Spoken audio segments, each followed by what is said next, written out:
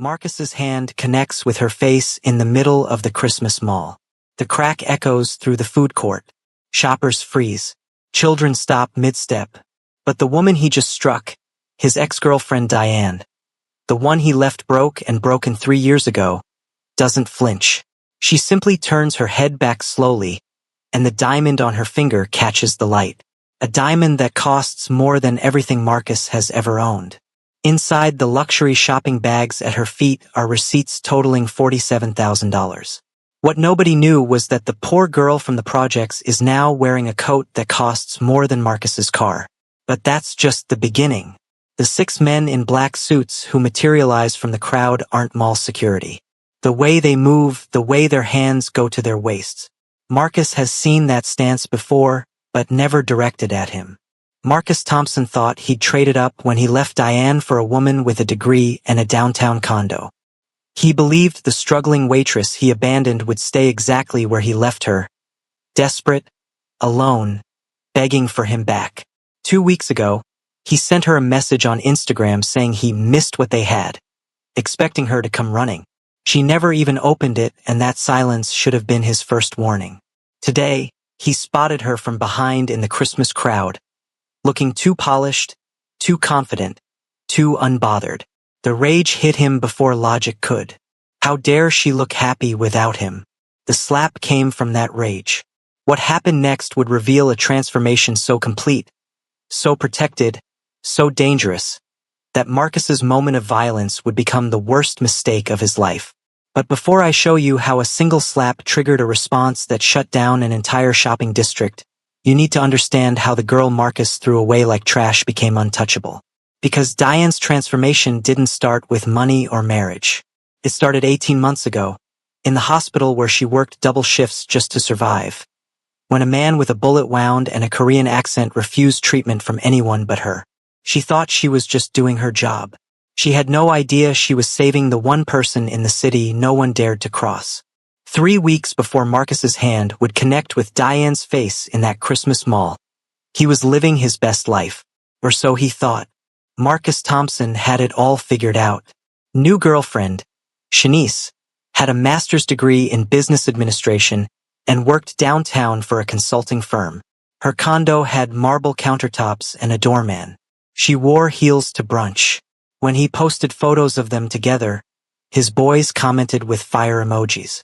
This was what success looked like. This was the upgrade he deserved. What Marcus didn't know, what he wouldn't discover until 3 days after the slap, was that while he was posting those photos with fire emojis, Diane was already married. The Instagram he thought was ignoring him had been archived 8 months earlier. He was sending messages into a void. He'd scroll past Diane's profile sometimes, out of curiosity more than concern. Her page was private now, profile picture some generic sunset photo. No posts visible. No signs of life. Good, he thought. She'd probably moved back home to her mother's place, still working those hospital shifts, still stuck exactly where he left her. The thought satisfied something dark in him.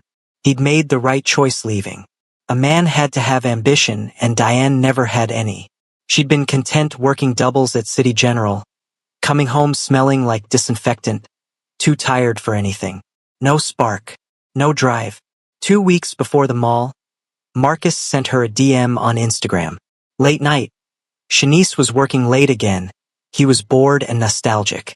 I miss what we had sometimes. Hope you're doing okay. Simple. Casual. Expected her to respond within the hour, maybe suggest coffee, maybe admit she missed him too. She never even opened it. That silence bothered him more than he wanted to admit. Read receipts turned off. No response. Who did she think she was? Now, what Marcus thought was simple ghosting, what he believed was Diane being bitter or playing hard to get, was actually something else entirely. Here's what he didn't discover until 3 days after the slap, sitting in a police station waiting room, staring at his phone with shaking hands. Diane never saw that message because her Instagram account had been archived 8 months earlier. The phone number he had for her had been disconnected for over a year. The Diane he thought was ignoring him no longer existed in any system he could access. She'd been erased from his world so completely that his message had been screaming into a void. But I'm getting ahead of myself. Back on that December afternoon, Marcus had no idea he was trying to contact a ghost. December 22nd, 2 days before Christmas Eve. The Westfield Mall was packed. Marcus wasn't usually a last-minute shopper, but Shanice had mentioned wanting something special from the Burberry store, something that proved he was serious about their relationship. He was walking past the food court, dodging strollers and shopping bags, when he saw her, a woman in a red blazer and white pants, standing near the Christmas display with the massive poinsettias, designer shopping bags at her feet, hair done professionally, not the simple ponytail Diane used to wear to save time. The way she stood, poised and unhurried, like she belonged in this space, like the world would wait for her. From behind, she looked like money. New money, the kind that made people look twice. Then she turned slightly to adjust one of her bags. The profile hit him like cold water. The slope of her nose, the curve of her jaw. Diane? His broke, tired, going nowhere. Diane was standing in front of him wearing an outfit that cost more than his monthly rent. The rage came hot and instant. How dare she? He'd left her with nothing. She'd cried, begged him to reconsider, told him she needed him. And now she was here, looking like she'd never needed anyone in her life, looking better than Shanice on her best day. She was supposed to still be struggling. She was supposed to prove that leaving her was the right choice. Her success made him wrong, made him the fool. Marcus didn't think. Thinking would have stopped him. He crossed the food court in 8 strides, shoppers parting around him without registering, and his hand was already raised before logic could catch up. The crack of his palm against her face echoed off the marble floors. Diane's head snapped to the side. For 1 second, Marcus expected the reaction he'd trained into her over 2 years of dating. The tears, the confusion, the immediate apology for whatever she'd done to deserve it. Instead, she slowly turned her head back. Her cheek was red where he'd struck her, but she didn't touch it, didn't cry, didn't even blink. Her eyes met his. There was no fear there, just recognition, just pity. And then she spoke, not in English, in Korean. Perfect, fluent Korean, the tone smooth and natural, like she'd been speaking it her whole life. Hello, darling. We have a situation. The phone had appeared in her hand without him noticing. She wasn't calling 911. The way she held it, close to her ear, intimate and calm. This was a call to someone who mattered more than police. Marcus's brain couldn't process it. Diane didn't speak Korean. Diane barely spoke up in restaurants when they got her order wrong. This woman wearing Diane's face was someone else entirely. She said one more thing into the phone, still holding his gaze. I'm at the mall. No rush. I'm fine. Then she ended the call. Around them, the food court had gone silent. Phones were up, recording. A mother pulled her child behind her. 2 teenage girls were filming, whispering urgently to each other. Marcus's hand was still raised, frozen in the air where it had been after the follow-through of his slap. And that's when he felt them before he saw them. 6 men in black suits materialized from the crowd. Not running, walking with the kind of purpose that made people scatter. Their hands moved to their waists, not drawing anything, just resting there. Promise. A warning. They formed a perimeter around Diane without a word, and suddenly Marcus wasn't standing over her anymore. He was surrounded, boxed in by men who looked at him the way you'd look at a problem that needed solving. One of them spoke into a wrist mic. 2 words in Korean. Marcus caught one. The word, wife. The diamond on Diane's finger caught the Christmas lights. 8 carats, emerald cut. Flawless. Could buy his car 3 times over. She stood slowly, smoothing her red blazer. The movement was unhurried, graceful. She collected her shopping bags, Burberry, Gucci, Cartier, $47,000 in receipts Marcus would later see on the viral video. Clear enough to zoom in and read. Marcus, she said quietly, in English now. Her voice was calm, almost kind. You should leave. But he couldn't move. The men in suits hadn't touched him, but he couldn't move. Who? His voice cracked. Who the fuck are you? She smiled then, small and sad. Someone you don't know anymore. One of the suited men stepped closer to Marcus. Spoke in perfect English with no accent. Sir, you need to leave the mall now. For your own safety. For his safety. Not hers, but his.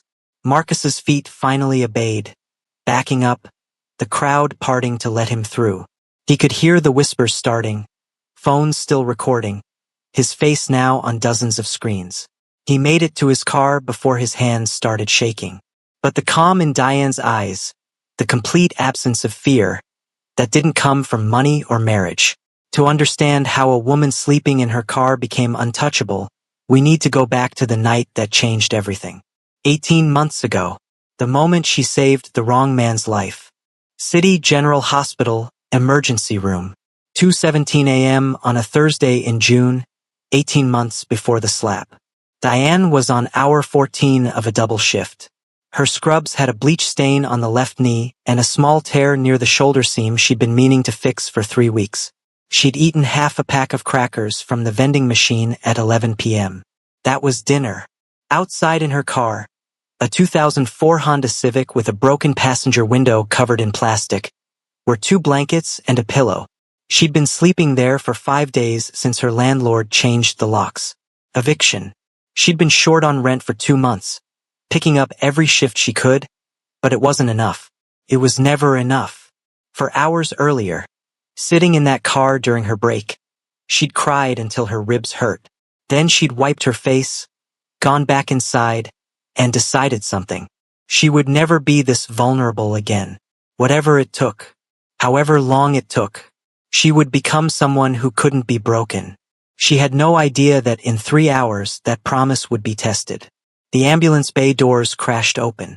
Not unusual, but the men who came through weren't paramedics. For Korean men in expensive suits, stained with blood. They were carrying a 5th man between them, his black coat soaked through, face pale as paper. We need a doctor. Now. The one in front spoke English with a thick accent. His eyes were hard, scanning the room like he was calculating exits. Diane moved on instinct, pulling a gurney over. Put him here. What happened? Kitchen accident. The lie was obvious. The wound in the man's side was from a blade, possibly 2. Deep. Professional. The injured man's eyes opened. He looked at Diane, focused despite the blood loss. Said something in Korean to his men. They responded rapidly, arguing with him. He says he wants you to treat him. The man in front translated. Only you. I'm a nurse, not a surgeon. He needs. He says you. Only you. The man's hand moved to his waist. Not a threat exactly, but a clarification of priorities. Diane looked at the patient. He was still watching her. His eyes were dark, intelligent, calculating even through pain. He said something else in Korean. This time it was a question. He wants to know your name. Diane. Diane Mitchell. He nodded once. Then, in careful English, I trust you, Diane Mitchell. She looked at the wound. He was dying. 15, maybe 20 minutes without surgery. The men around him looked like they'd shoot their way out before they'd let her call the police, which this clearly required. She made a choice. Operating room 2. Now. And I need someone to assist. Real medical staff, not you. She pointed at the men. You stay in the waiting area or I walk away. The leader started to object. The patient raised one hand. Spoke firmly in Korean. An order. The men hesitated, then stepped back. They moved him 2 or 2.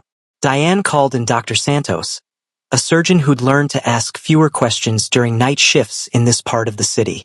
Together they worked for 6 hours. 2 liters of blood. 63 stitches. Diane's hands didn't shake once. When it was done, when the patient was stable and sleeping, one of the suited men approached her in the hallway.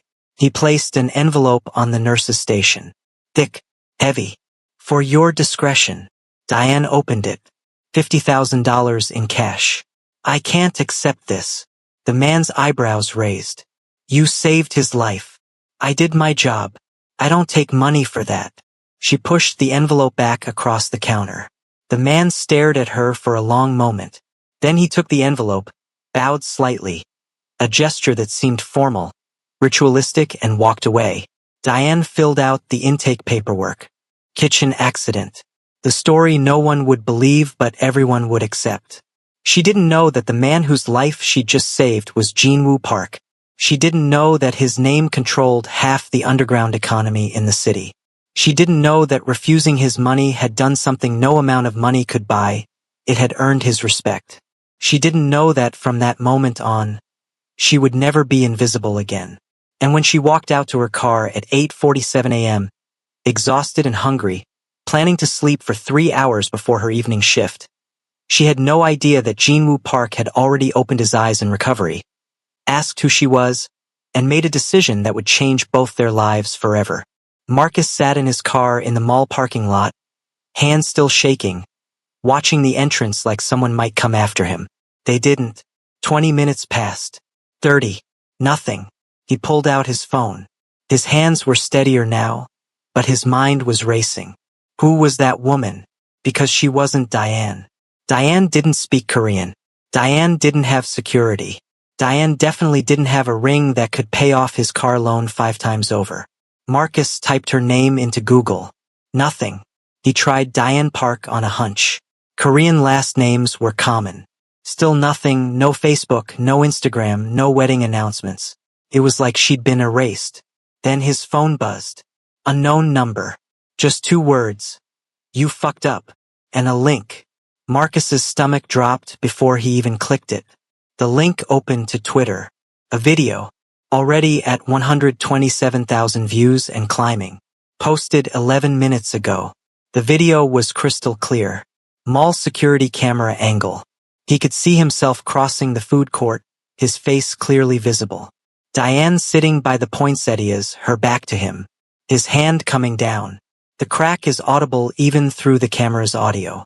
Her head snapping to the side. And then everything else. Her turning back. Her calm face. The phone call. The men in suits materializing. His frozen stance. Hands still up like he'd been caught in a photograph. The caption. Man slaps wrong woman at Westfield. FAFO in real time. Marcus scrolled to the comments. His heart was pounding. Oh shit, is that who I think it is? Check the ring on her hand, zoom in. Someone's about to have a very bad week. Bro doesn't know, does he? That's JP's wife. That man is cooked. Who's JP? If you have to ask, you're lucky. Don't look it up. Seriously. Nah, look at 043 when the suits show up. That's the crew. I've seen them before at the harbor. RIP to this man's entire existence. Marcus's hands were shaking again. He clicked on one of the profiles making comments. Young Korean guy. Profile mostly in Korean, but one tweet in English from 2 months ago. Saw Mr. Park at the restaurant tonight with his wife. She's beautiful. He looked happy. Never thought I'd see him look happy. Mr. Park. Marcus opened a private browser window. Typed carefully, Jin-Woo Park organized crime. The first page of Google had nothing. News articles about a Park Jin-Woo who was a violinist, an architect, a professor. Then he added Korean and underground. Still nothing official. But the third page of results had a Reddit link. A thread from 6 months ago in a local city subreddit, quickly locked by moderators. The original post was deleted, but the comments were still visible. Why are posts about JP always deleted? Because people who talk too much about him tend to move away suddenly. My uncle worked at the harbor. Said there's one shipping company nobody ever inspects. Everybody knows whose it is. Nobody says the name out loud. My cousin's husband insulted his wife at a restaurant. Didn't know who she was. 3 days later, their whole family moved to Alaska. Just packed up and left. Cousin won't talk about it. That's an urban legend. Believe what you want. I know what I know. Marcus felt cold. He clicked back to Twitter. The video was at 890,000 views now. Someone had posted a second angle from a phone closer up. You could see Diane's face clearly after the slap. The pity in her eyes. The complete absence of fear. A new comment appeared as he watched. She didn't even flinch, because she knew he couldn't hurt her.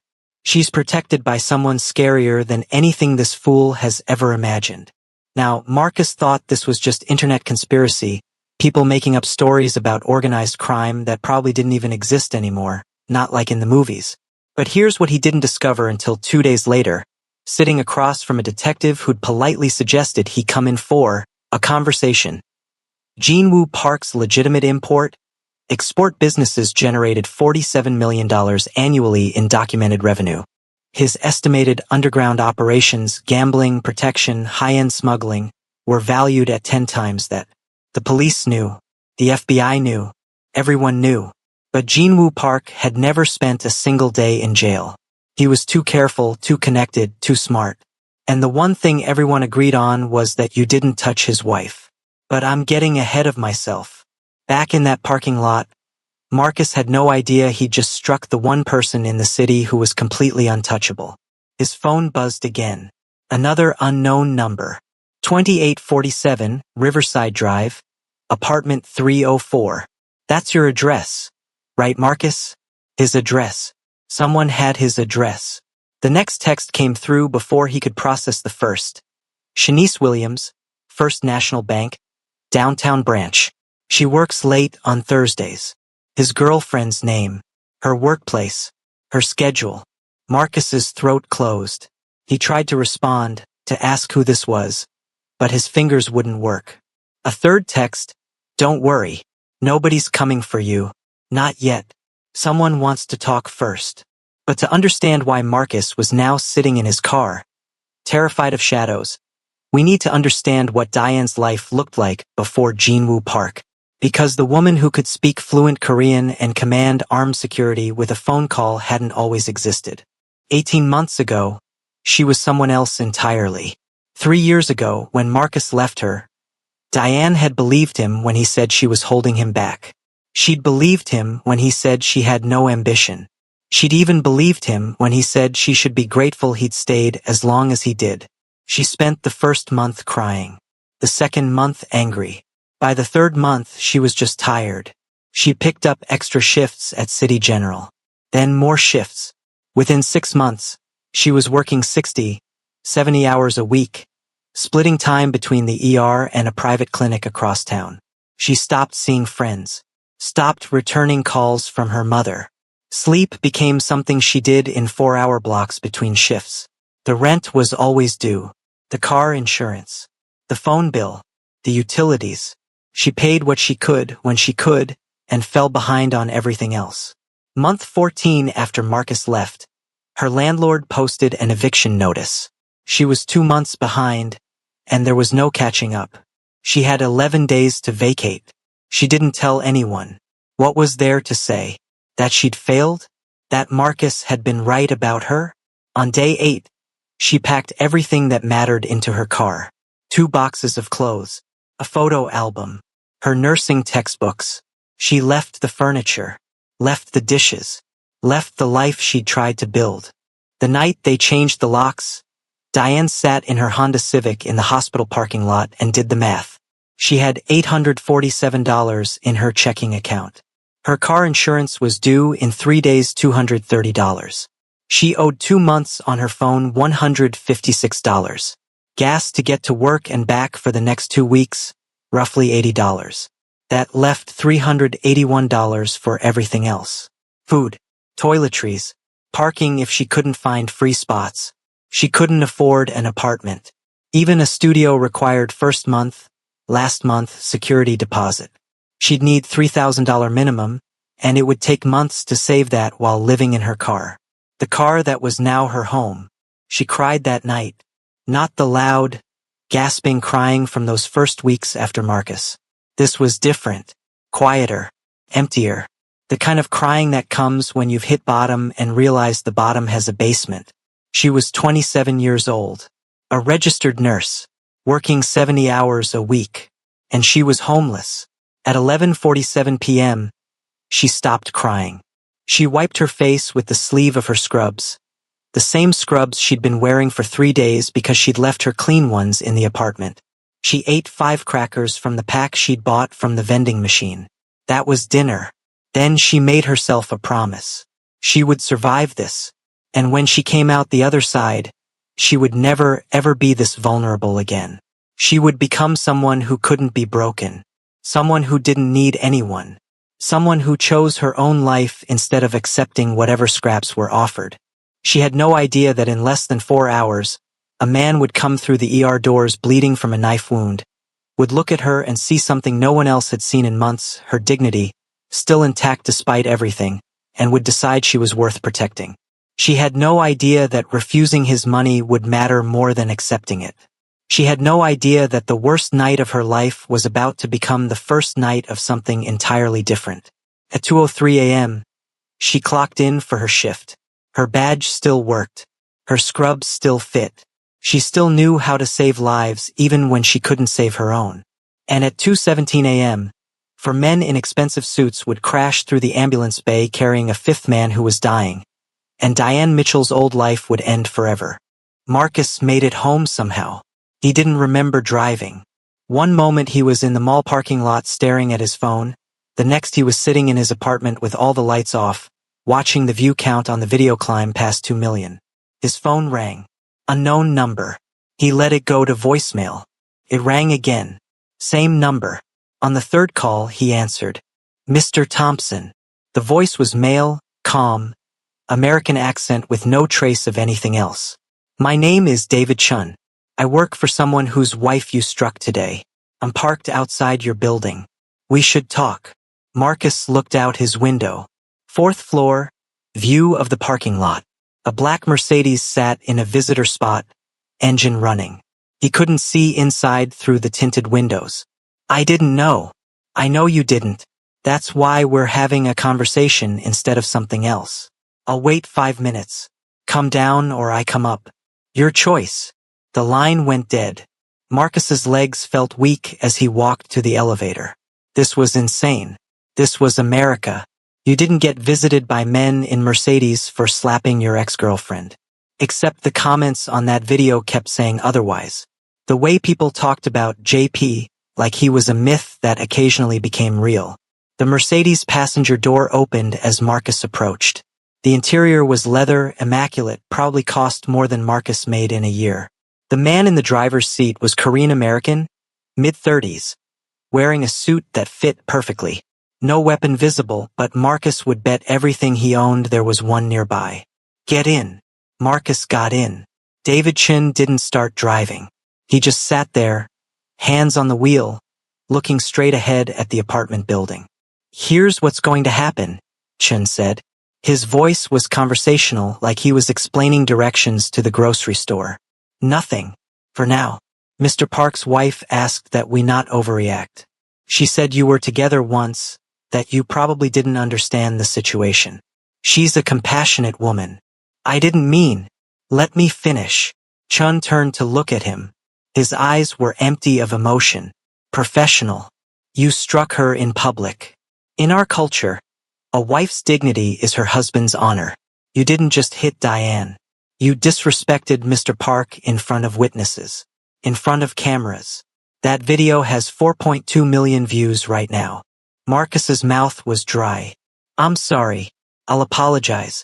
I will. You'll do nothing. You'll say nothing. You won't contact her. You won't mention her name. You won't tell this story at parties. You'll go about your life, and you'll be grateful Mrs. Park is the kind of person who believes in second chances. Chun reached into his jacket. Marcus flinched. But Chun pulled out a tablet, not a weapon. He tapped the screen a few times, then handed it to Marcus. Before you think this is over, I want you to understand what a second chance means in this context. The tablet showed a news article from 8 months ago. Local family relocates to Alaska for skip to the part that matters. Chen interrupted, swiping to a different screen. Photos Robert Chen's house. His wife's car. His daughter's school. His brother's business. All marked with red timestamps spanning 3 days. 72 hours, Chen said quietly. That's how long it took for Robert Chen's life to become impossible. Not because anyone threatened him. Because doors closed. Opportunities vanished. His world just stopped working. Robert Chun, David said. No relation. He was at a restaurant with his wife. Mrs. Park was there with friends. Robert had been drinking. He made a comment when she walked past his table. Something crude about her appearance. He thought he was being funny. Chun swiped to another article. 3 days later, his employer discovered irregularities in his work. Nothing illegal, just enough to make him a liability. He was let go.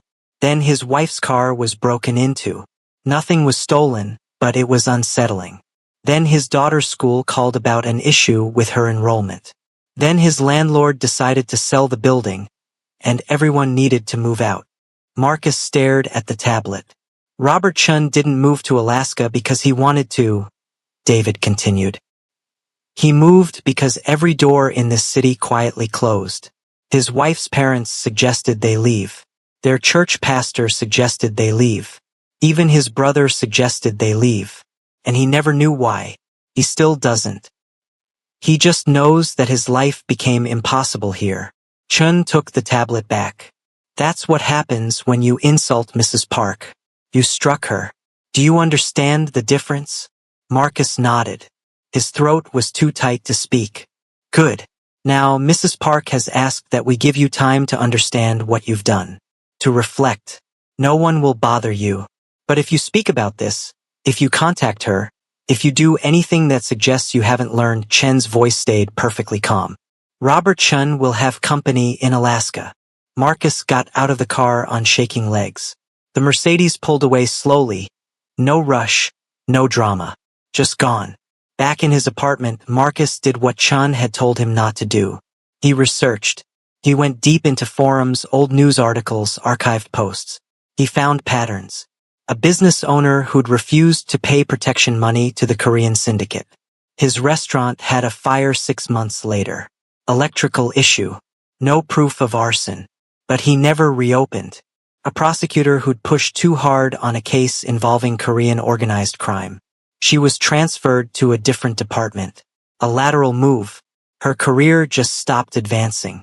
A journalist who'd written an expose on underground gambling operations. Nothing happened to him directly, but his sources dried up. His editor assigned him to other stories. The expose never ran.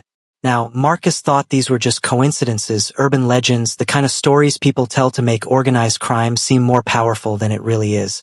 But here's what he didn't discover until a week later, when his own bank called to tell him there was a temporary hold on his accounts pending a routine audit. Jinwoo Park didn't need to be directly violent because he'd spent 15 years building a network of influence that made violence unnecessary. Judges owed him favors. Police captains looked the other way. Business owners paid tribute disguised as consulting fees. The legitimate world and the underground world had merged so completely that you couldn't tell where one ended and the other began. Power wasn't about guns anymore. It was about knowing which phone calls to make. But I'm getting ahead of myself. Back in his apartment, Marcus had no idea that the routine audit was already being scheduled. Marcus couldn't understand how Diane, who'd been so powerless, had become the center of this protected world. The answer was in what he'd never bothered to see when they were together. Her value had always been there. He'd just been too blind to recognize it. To understand that we need to go back to the weeks after Jinwoo left the hospital. Diane didn't hear from him. She'd saved his life, refused his money, and assumed that was the end of it. She went back to her car, her crackers, her double shifts. Life continued its grinding rhythm. 3 weeks after the surgery, she arrived at the hospital for her evening shift and found an envelope in her locker. Inside was a paid receipt for 3 months of car insurance. The note attached said only, "So you don't have to worry. JW. She stood there holding it, not understanding. The insurance company's name was one she'd mentioned to a coworker weeks ago, frustrated that they kept raising her rates. But she'd never told the patient in or two about her car insurance. She'd never mentioned living in her car, which meant he'd looked into her life, found out what she needed, paid for it without asking. The next week, her hospital badge suddenly gave her access to the staff gym and showers. She hadn't requested the upgrade. When she asked HR, they said there'd been a clerical error, and she'd always been supposed to have that access. The week after that, she found a box in her locker. Inside were clean scrubs, her exact size, better quality than the hospital provided. The note: "You deserve clothes without holes. JW." She didn't know how to feel about any of this. Grateful? Uncomfortable? Suspicious? But she kept the scrubs. Jinwoo Park didn't approach Diane directly for 2 months. He watched from a distance, learning who she was when no one was watching.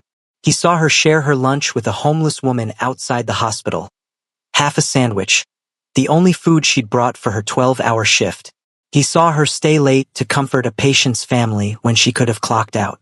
He saw her pull coins from her car's cup holder to buy coffee for a coworker who'd had a bad day. What Jinwoo saw was something rare in his world. Genuine dignity. Not the performance of dignity, the kind people put on when they want something, but the real thing. The kind that exists even when you're sleeping in your car.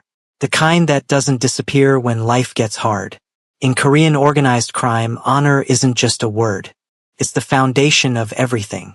The reason people follow you. The reason they stay loyal even when following you becomes dangerous. Jinwoo had built his entire organization on honor, on keeping his word, on protecting what was his. And he'd never met a woman who understood honor the way Diane did. Not because she'd been taught it, but because it was simply who she was.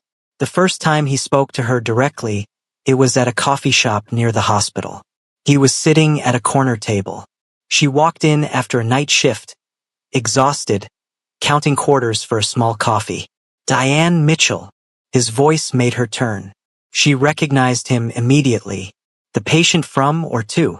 He looked different now, healthy, powerful, wearing a suit that probably cost more than her car. But his eyes were the same. Intelligent. Evaluating. "You're the kitchen accident," she said. He smiled. "May I buy you coffee? And perhaps breakfast?" She hesitated. "I don't take money from patients. I remember. That's why I'm asking to buy you a meal, not give you cash. There's a difference." She studied him. He met her gaze evenly, no pressure, no expectation. Just an invitation. "One breakfast," she said. They talked for 2 hours. He asked about her life, not invasively, just curious. She asked about his import business. He answered honestly enough that she understood what he really was, and vaguely enough that she could pretend not to. When they left, he didn't ask for her number. He just said, "I'd like to see you again, if you're willing." "Why?" Diane asked. Jinwoo considered the question seriously. "Because in my world, everyone wants something from me. Everyone performs. Everyone calculates. You refused my money. You slept in your car rather than compromise. You have something most people in my life don't have." "What's that?" "Honor." Over the next months, Jinwoo courted Diane in a way that felt old-fashioned, traditional. He didn't rush. He helped her find an apartment, made calls, found a place she could afford with a landlord who wouldn't ask too many questions. He never offered to pay her rent. He knew she'd refuse. He just removed obstacles. He showed up at the hospital when her shifts ended, not to pressure her, just to walk her to her car. The parking lot felt safer with him there. He sent her books he thought she'd like. He listened when she talked about her dreams of finishing her nursing degree properly, becoming a nurse practitioner. He took her seriously. What Diane didn't know, what she wouldn't learn until much later, was that Jinwoo's entire organization was watching this courtship. His lieutenants, his advisors, his family back in Korea. They all had opinions about him choosing a black woman from poverty. Someone with no connections, no family wealth, no strategic value. And Jinwoo made it clear that anyone who disrespected her would answer to him personally. By month 12, when he asked her to marry him, Diane understood what she was saying yes to. Not just a man, an entire world. A world where respect was currency and honor was law. The traditional Korean wedding ceremony took place in a private room with only family and close associates present. Jinwoo's mother and aunts had flown in from Seoul. They dressed Diane in a traditional hanbok, red and gold, and taught her the formal bows. When Jinwoo's mother bowed to her, a gesture of welcoming her into the family. Diane understood she wasn't just becoming someone's wife. She was becoming protected, untouchable, a person whose dignity was now tied to the honor of everyone in that room. And when Marcus Thompson raised his hand in that Christmas mall 18 months later, he wasn't just striking Diane. He was striking the honor of every person who'd bowed to her that day, every person who called Jean Wu their boss, every person who understood that Mrs. Park's dignity was not negotiable. Marcus still didn't understand this. Not yet. But he was about to learn exactly what it meant to strike someone whose dignity an entire organization had sworn to protect. The morning after David Chen's visit, Marcus woke up to 17 missed calls. None from numbers he recognized. His hands were still shaking from the night before, the Mercedes, the comm threat, the tablet showing what happened to people who crossed Mrs. Park. He called in sick to work.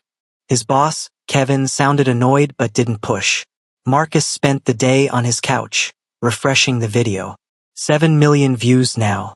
The comments had shifted from shock to speculation. People were posting screenshots, zooming in on details. Someone had identified the Cartier bag in Diane's collection. Another person claimed to have seen the crew at a restaurant downtown 6 months ago. His phone buzzed. Email from HR. Meeting requested for Monday 9 a.m. Please confirm attendance. That was it. No subject line.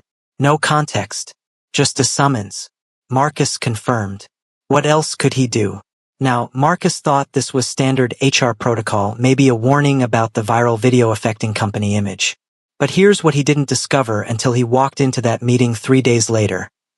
His termination paperwork had been drafted 16 hours after the slap, before he'd even made it home from the mall. The decision wasn't made by Kevin or by HR.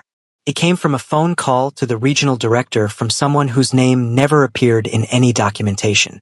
The company's largest client had suggested, very politely, that Marcus Thompson's continued employment might create uncomfortable complications for their business relationship. That client's warehouse operations were managed by a Korean logistics company that appeared completely legitimate on paper. But I'm getting ahead of myself. Back in his apartment on that Friday morning, Marcus had no idea the phone call had already been made. Saturday morning, his bank app wouldn't load. He tried logging in on his laptop. Account temporarily unavailable. Please contact customer service. He called. Waited on hold for 40 minutes. The representative was apologetic but vague. There's a routine audit on your account, Mr. Thompson. Should be resolved within 5 to 7 business days. What kind of audit? I don't have those details. The notice just says routine verification. His checking account, his savings account, both frozen. He had $340 in his wallet and half a tank of gas. This is illegal, Marcus said. His voice cracked. You can't just freeze someone's money. The audit is within our terms of service, sir. We'll contact you once it's resolved. Sunday, his landlord called. Mr. Patterson had always been easy to deal with. Barely raised rent in 3 years. Fixed things promptly. Now his voice was different. Formal. Distant. Marcus, I need to inform you that I won't be renewing your lease. What? It's not up for another 7 months. I'm invoking the 60-day termination clause. Section 14B. My daughter's moving back from college. Needs a place to stay. Your daughter's in California. She's a sophomore. I met her last summer. Silence on the line. Then, plans change. You'll have 60 days from today. Marcus's hands were shaking again. This is because of the video. Someone got to you. I don't know what you're talking about. I'm simply exercising my rights as... How much did they pay you? Mr. Patterson hung up. Marcus sat on his couch, phone in his hand, trying to understand how his life was collapsing without anyone actually doing anything to him. No one had threatened him directly. No one had broken any laws. His bank account was under routine audit. His lease had a termination clause. His HR meeting was standard protocol. But every door was closing. He thought about Robert Chun, the man in David's tablet. The family who moved to Alaska because their life became impossible. Now Marcus understood what impossible meant. It meant watching everything fall apart through coincidences that weren't coincidences. It meant knowing exactly who was doing it but having no way to prove it, no way to fight back. He opened his laptop and started typing an apology. To Diane. He'd send it through what?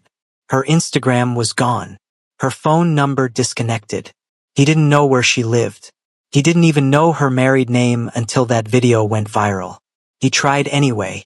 Searched Diane Park contact and found nothing.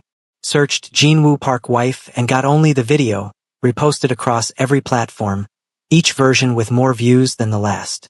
Monday morning, Marcus put on his best suit and drove to the office. The security guard who usually waved him through asked for his badge. Marcus handed it over. The guard scanned it, frowned, scanned it again. Sir, your access has been revoked. I have a meeting with HR. Let me call up. The guard picked up the phone, spoke quietly, then gestured to the lobby chairs. Someone will be down.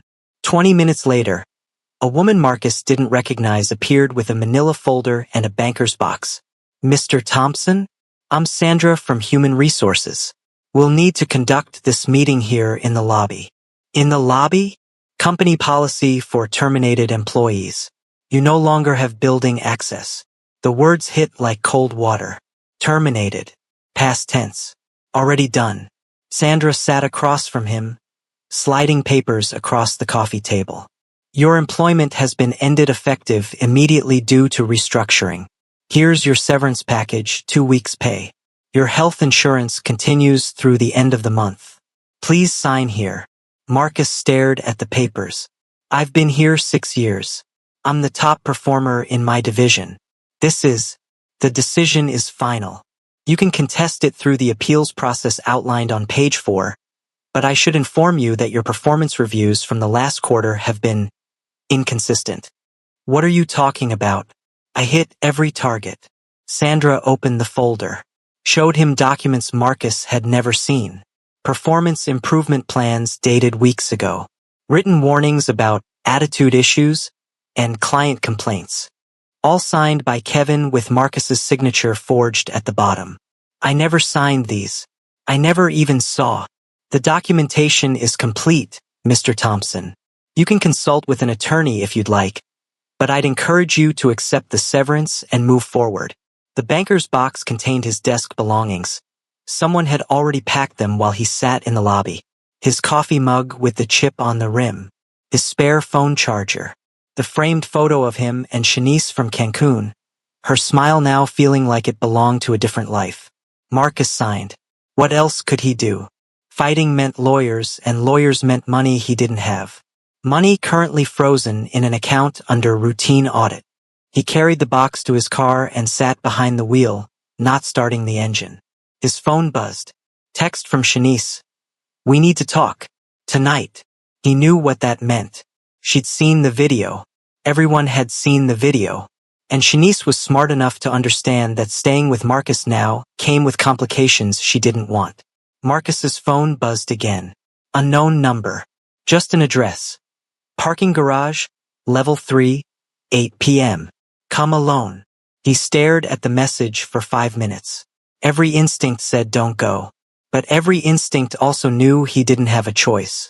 The walls were closing in, and whoever was squeezing had made it clear they could reach him anywhere. At least if he went to the meeting, he'd know who he was dealing with. At 7:45 p.m., Marcus pulled into the parking garage. Multi-level structure downtown, mostly empty at this hour. He drove up to level 3, found a spot near the elevator. Waited. At exactly 8 p.m., a black sedan pulled in. Not the Mercedes from before. This one was larger, more expensive. The back door opened. Jinwoo Park stepped out. He was exactly as he appeared in the few photos Marcus had found online. Mid to late 30s, Korean, wearing a long black double-breasted coat that probably cost more than Marcus's terminated salary. But photos didn't capture the presence. The way he moved like he owned not just the space but the air itself. The way his eyes assessed Marcus in 2 seconds and found him wanting. Jinwoo walked slowly toward Marcus's car. No security visible, though Marcus would bet everything he owned they were nearby. Jinwoo stopped 10 feet away and waited. Marcus got out. His legs felt weak. Mr. Thompson. Jinwoo's English was perfect, barely accented. Thank you for meeting me. Did I have a choice? Everyone has choices. You've made several recently. Jinwoo's expression didn't change. Walking away would have been a choice. You chose to come. That shows some wisdom. Marcus forced himself to stand straight. I didn't know. About Diane. About you. I swear I didn't know. I believe you. Jinwoo's hands were in his coat pockets. Posture relaxed. If you'd known, you would have been more careful. But ignorance doesn't erase action. You struck my wife in public. You disrespected her in front of witnesses. In my culture, a wife's dignity is inseparable from her husband's honor. You didn't just hurt Diane. You challenged me. I'm sorry. I'll apologize to her. I will. She doesn't want your apology. Jinwoo's voice was soft, almost kind. She told me you were together once. That you left her when she had nothing. That you believed she would stay nothing. Your shock at seeing her happy. That was what made you violent. Marcus couldn't speak. My wife, Jinwoo continued, has asked me to be lenient. She says you're not worth the trouble. That hurting you would make her no better than you. He smiled slightly. She's more merciful than I am. What do you want? I want you to understand what you've done. Not just the slap. The years before. The way you treated her when you thought she had no power, no value, no future. You see, Mr. Thompson, my wife has honor. Real honor. The kind that exists even when you're sleeping in your car outside the hospital where you work double shifts. Even when you're wearing scrubs with holes in them. Even when men like you tell her she's not good enough. Marcus's chest felt tight. I built my organization on honor, Jinwoo said. Loyalty, respect, protection. When I met Diane, she had nothing. But she refused $50,000 I offered her because taking money for saving a life violated her principles. She lived in poverty but shared her lunch with homeless strangers. She had dignity when dignity cost her everything. That's why I married her. Not because she was beautiful or convenient or connected. Because she was worthy. Jinwoo took a step closer. You thought you were trading up when you left her. You thought the woman with a master's degree and a downtown condo was the upgrade. But you don't understand value. My wife has something your new girlfriend will never have. Something you will never have. What's that? Honor that can't be bought or borrowed. The kind that remains when everything else is stripped away. Jinwoo's eyes were cold now. That's what you struck when you raised your hand. And that's why what happens next isn't revenge. It's consequence. Marcus's voice came out as a whisper. What happens next? You've already felt it beginning. Your job, your apartment, your bank accounts, all perfectly legal, all perfectly coincidental. No one broke any laws. No one threatened anyone. Things just became difficult for you. Make it stop. Please. It will stop, Jinwoo said. When you've learned what my wife learned when you abandoned her. What it feels like to have the ground disappear beneath your feet. What it costs to rebuild yourself from nothing. You'll work lower-paying jobs. You'll struggle with rent. You'll understand what survival actually means. And maybe you'll become someone with actual honor. Jinwoo turned to leave, then paused. My wife asked me to tell you something. She said to say she's not angry. She said you leaving her was the best thing that ever happened to her. Because it forced her to become someone who could never be left again. She wanted you to know that you did her a favor. He walked back to the sedan. The door closed. The car pulled away smoothly, taillights disappearing down the ramp. Marcus stood alone in the parking garage, surrounded by concrete and fluorescent lights, finally understanding that the worst part wasn't what was happening to him. The worst part was that Diane didn't even care enough to be angry. Marcus thought the parking garage meeting was the end. Jinwoo had delivered his message. The consequences had already begun, and there was nothing Marcus could do to stop them. He drove home in silence, Jinwoo's words echoing in his head. You did her a favor. But 3 days later, his phone rang. A number he didn't recognize, but by now he'd learned to answer those calls. Mr. Thompson. A woman's voice. Professional, calm. Mrs. Park would like to meet with you. Tomorrow, 2 p.m. I'll text you the address. The line went dead before Marcus could respond. The address arrived 2 minutes later. It led to a glass building downtown. Suite 807, Phoenix Foundation. Rising from the ashes to help others rise. Marcus's throat tightened reading the plaque. Diane appeared at exactly 2 p.m. Red blazer. White pants. The same outfit from the mall. Deliberate. She wanted him to remember. Come in, Marcus. She slid a single sheet across the desk. Contract. He scanned the terms. Public apology, community service, counseling, restraining order. His consequences, reduced to bullet points. If you sign this, Diane said, everything else stops. Your bank accounts unfreeze. Your landlord finds a way to let you stay. You'll still need to find a new job, but the blacklist ends. You'll be able to work again, just not in management. Not in positions of power over others. Marcus stared at the paper. And if I don't sign? Then what's happening now continues. For as long as my husband decides it should. You saw what happened to Robert Chin. He moved to Alaska because every door closed. You'll find doors closing too. Not just here. Everywhere. You'll move cities and it will follow you. You'll change industries and it will find you. Because the truth is, Marcus, my husband has resources and patience that you can't imagine. Marcus's hands shook. Why are you giving me a choice? Diane leaned back in her chair. The afternoon light behind her made her look ethereal, untouchable. Because when you left me 3 years ago, you told me I should be grateful you stayed as long as you did. You told me I was holding you back. That I had no ambition, no future, no value. Do you remember?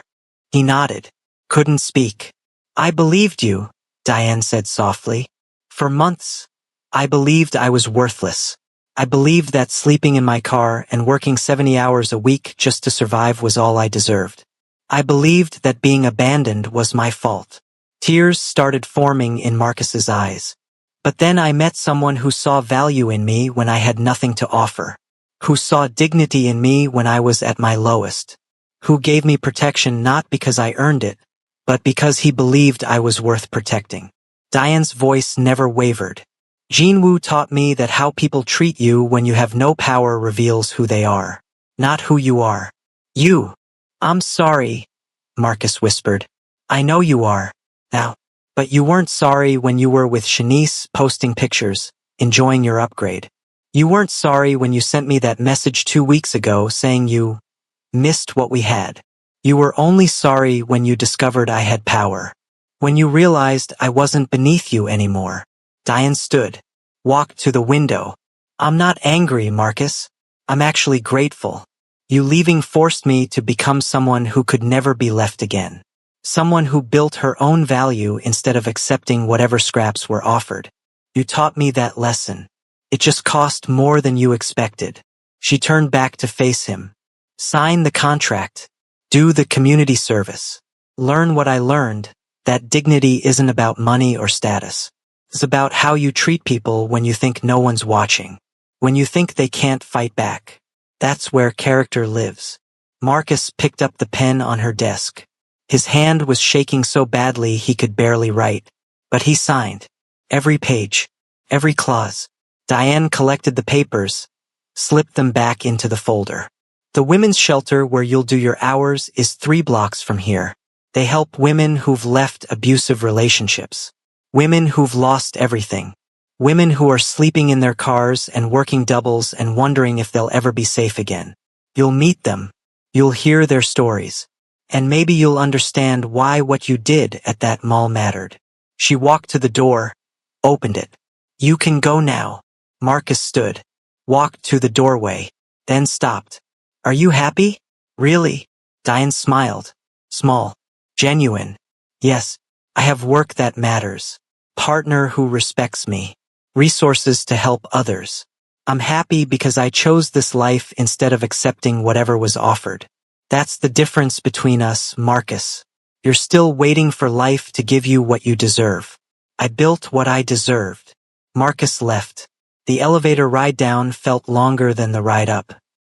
He emerged onto the street, blinking in the afternoon sun, holding the copy of the contract Diane had given him. His phone buzzed. Bank app notification. Account restrictions lifted. Another text from his landlord. Good news. Found a solution. You can stay. Everything Jinwoo had set in motion was stopping. Because Diane had asked.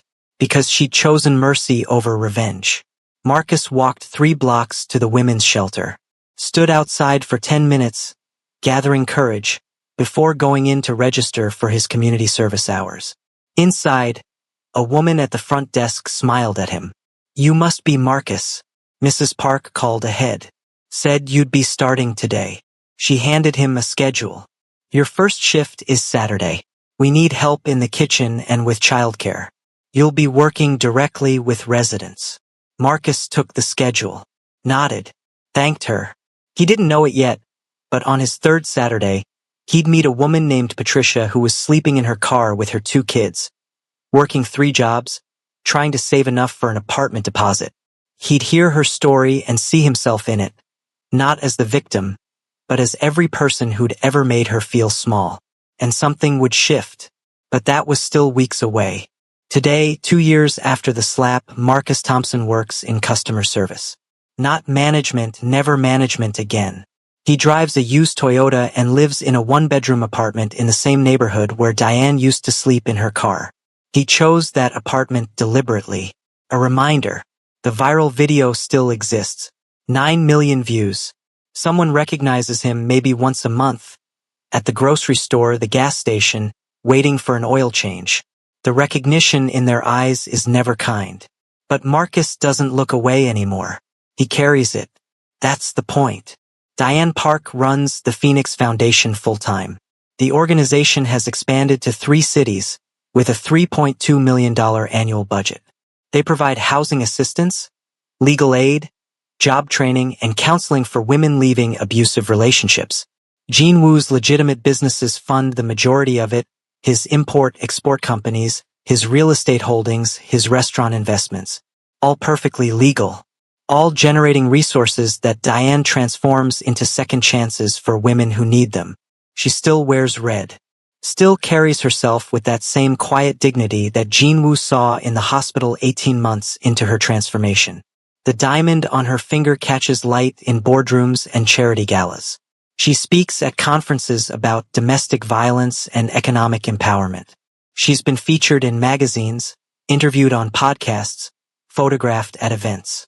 And no one who sees her now would ever guess she once slept in a Honda Civic outside a hospital, eating crackers for dinner, wearing scrubs with holes in them. Jinwoo Park expanded his legitimate businesses, opened a community center in the neighborhood where Diane grew up, funds scholarships for nursing students.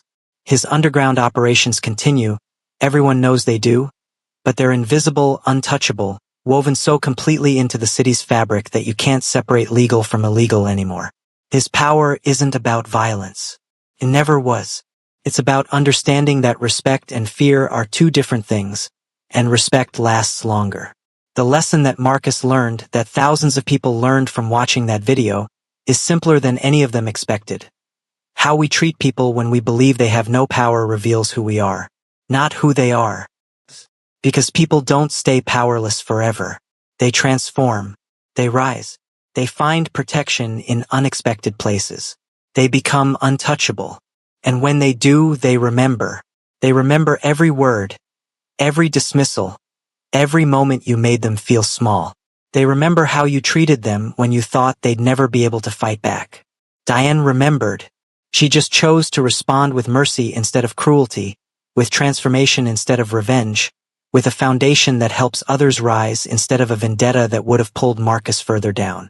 The woman in the red blazer sitting among Christmas poinsettias wasn't seeking revenge when Marcus's hand connected with her face.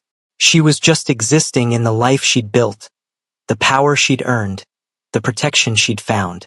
The consequences that followed weren't her revenge.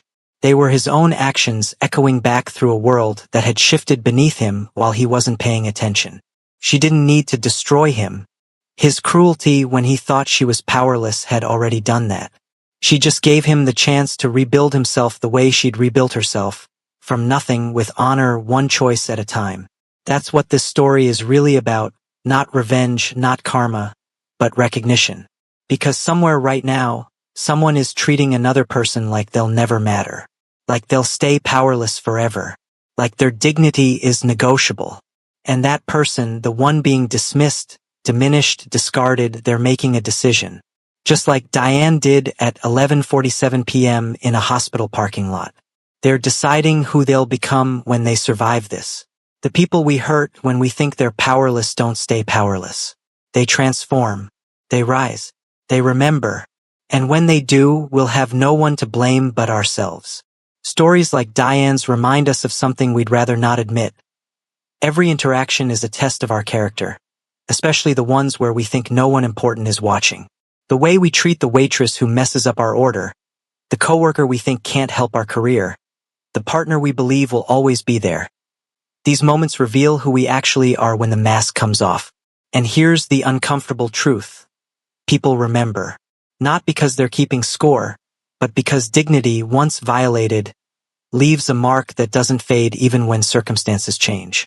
What makes Diane's story stay with us isn't the dramatic reveal at the mall, or even Jean Woo's calculated response. It's her choice at the end. She had every right to let Marcus drown in the consequences of his own cruelty. Instead, she threw him a rope, not to save him from accountability, but to give him the same chance at transformation that her lowest moment had forced upon her.